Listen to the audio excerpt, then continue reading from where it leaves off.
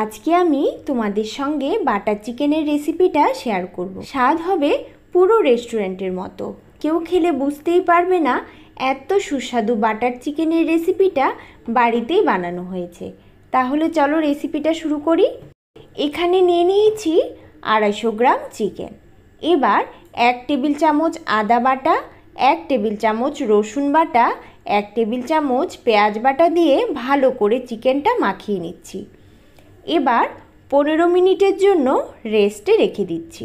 অন্যদিকে একটা বোলের মধ্যে 2 টেবিল চামচ টক দই নিয়ে ভালো করে ফেটিয়ে নিচ্ছি। ফেটানো হয়ে গেলে বাটার চিকেন মিক্স পাউডারটা টক দইয়ের মধ্যে দিয়ে দিচ্ছি। ভালো করে মিশিয়ে নিয়ে 1/4 কাপ লিকুইড দুধ দিয়ে দিচ্ছি।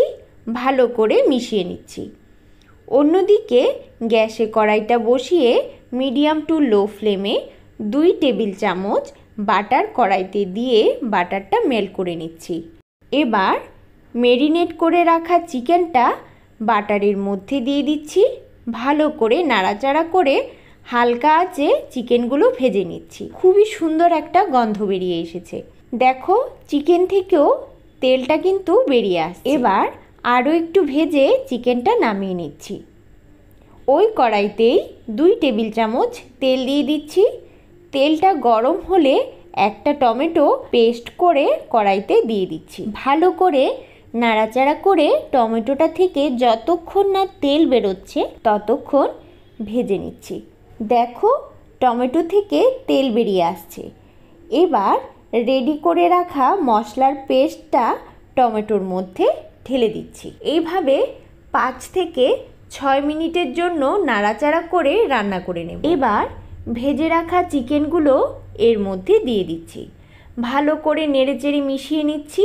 এবার 2 টেবিল চামচ বাটার দিয়ে দিই। ভালো করে মিশিয়ে নিয়ে 2 থেকে 3 কাপ জল দিয়ে গ্রেভিটা ভালো করে ফুটিয়ে রান্না করে নেব। গ্রেভিটা যখন শুকিয়ে আসবে তখন ওপর থেকে ফ্রেশ ক্রিম ছড়িয়ে দিলেই তৈরি সুস্বাদু বাটার চিকেন। এতটাই সুস্বাদু হয় খেতে বলে বোঝাতে পারবো না। বাটার নান, রুটি, এমনকি প্লেন রাইসের সঙ্গেও খেতে অনেক ভালো লাগে। আমার আজকের এই রেসিপিটা যদি তোমাদের ভালো লেগে থাকে তাহলে অবশ্যই একটা লাইক, কমেন্ট, শেয়ার করে চ্যানেলটাকে সাবস্ক্রাইব করতে কিন্তু একটুও ভুলবে না। ধন্যবাদ।